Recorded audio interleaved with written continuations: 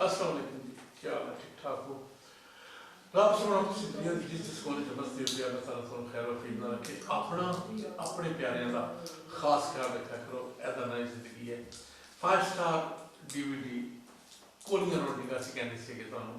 हुण असीं 5 star DVD या 5 स्टार मूवीज़ वाले असीं मंडी टिका रोड से आ गए हैं ठीक है मियां ताज की कोठी के बिल्कुल सामने नूर प्लाजा की बेसमेंट विच टेलीफोन नंबर साडे होए ने जिस मर्जी ट्यून करके सुनो साडे नाल गल करो असीं हाज़र हाँ अज जिहड़ा असीं प्रोग्राम कर रहे हैं थोड़ा जिहा तारफ उन्हां सज्जनां दोस्तां दा जिहड़े साडे नाल ने जिहड़े मसलन तुहानूं गल्लां शल्लां सुणांदे ने पूरे प्रोग्राम विच भाई नाल सराह नाल तलक है ठीक है काफ़ी देर दी नाल साडी दोस्ती है ते जनाब काफ़ी प्रोग्राम असीं नाल पहले कीते ज़ीशान शानी तुसीं अक्सर जिहड़े वॉलीबॉल के मैच ने उन्हां च इन्हां नूं देखिआ होएगा और साडी दुआ है कि अल्लाह ताला इन्हां नूं होर कामयाबियां दे और अच्छे तरीके जनाब अपना जो सफर शुरू किया ने उन्होंने और अगे लैके जान अलीशान साहब जनाब ये भी अपना सलाह वाल तलक है मतलब ज़ीशान शानी का तलक भी सलाह पिटने वाली है ठीक है और मैं कहना कि सलाह का शायद भी बंदा है जिन्होंने ना गाना आंदा है ठीक है तो अगे जनाब अलीशान साहब दौलता नगर तलक ने ठीक है बड़ी प्यारी आवाज़ बस असीं सुनने पे और तुहानूं भी एक बात उसकी आवाज़ में सुनोगे तो इंशाल्लाह तुहानूं मज़ा आएगा उस तो के जनाब एक फोक म्यूजिक अगर खास ना साढ़े एरिया का जनाब भाई गुलाम मसूद डोगियां वाले ते उन्होंने भांजा भांजा जी उन्होंने भांजा सुफियान ना है दौलता नगर तलक है उन्होंने ठीक है यह साड़ी क्यों बंदे की टीम है अज जी कि जनाब 5 स्टार वाले सामने लैके आए हैं तो पसंद आए तो अपनी राय जरूर दस्या जे अपनी तुहाडी राय का इजहार जरूर करा करो क्योंकि तुहाडी जिहड़ी राय है ना वो साडे वास्ते बड़े मायने रखती है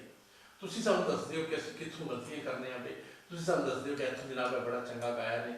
ते मेरे अपने ख्याल म्यूजिक सुनदे हो पे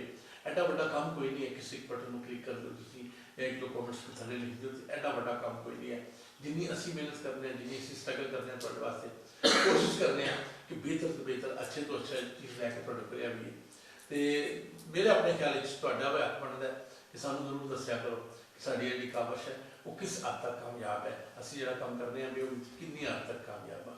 ठीक है जी इंशाअल्लाह प्रोग्राम सुनो अपनी राय जरूर दे 5 स्टार मूवीज़ डिंगा मंडी रोड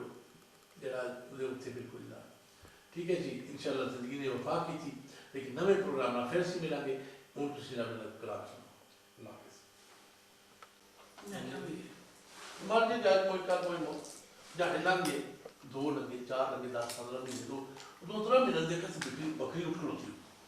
अगे बेहतर होती जाए फिटिंग ही ना सकी